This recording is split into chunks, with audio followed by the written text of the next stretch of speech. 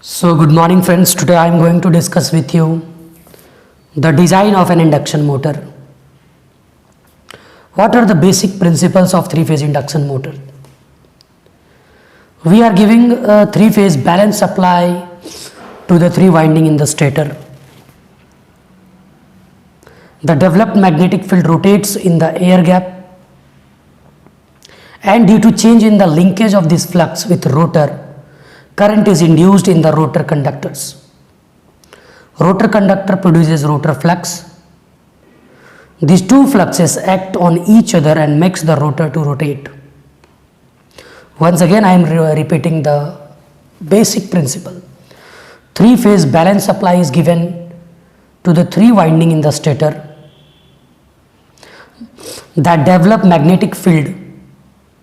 The developed magnetic field rotate in the air gap, and due to change in the linkage of this flux with rotor, current is induced in the rotor conductors. Rotor conductor produces rotor flux. These two fluxes act on each other and makes the rotor to rotate. Now if we come to construction of the three-phase induction motor, then we can say some of the parts are like stator, rotor, stator coil, stator core, frame, end ring, end bracket, foot, shaft, bearing, fan, and shield. So these are the basic, you can say that basic parts of the three-phase induction motor.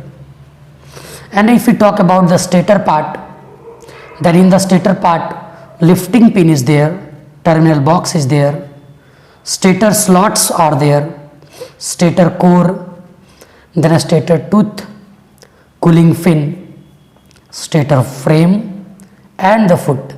These are the parts of the stator. You can note down.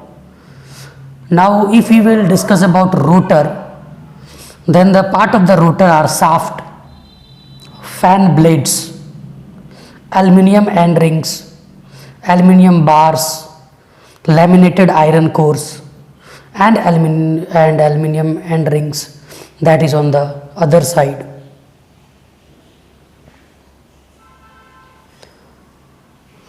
So if we will talk mainly about design, then main dimension of the stator, details of the stator windings, design detail of rotor and its windings, performance characteristics.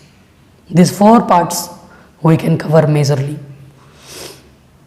And what are the specification, or what are the things that are provided by the customer in their specification is, first of all, rated output power, that is in kilowatt, rated voltage, number of phases, what is the speed of the induction motor, what is the frequency, connection of the stator winding, whether it is star or delta, type of rotor winding, squirrel cage induction motor, slip ring induction motor. So type of the rotor winding, working condition like temperature, dust, chemicals, where that working condition, what is that, hazardous atmosphere is there, safe area atmosphere is there, some dust particles are there.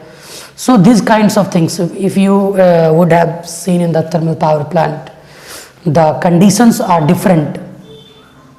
Then type of mounting, foot, flange, base, wall, what kind of mounting they require. Shaft extension, sometimes customer demand for extended shaft. So these are the basic specification that we need to keep in mind. Some of the more specification you can consider, that is the design limit, availability of different materials, limiting values of losses, no load current, power factor, efficiency, temperature rise,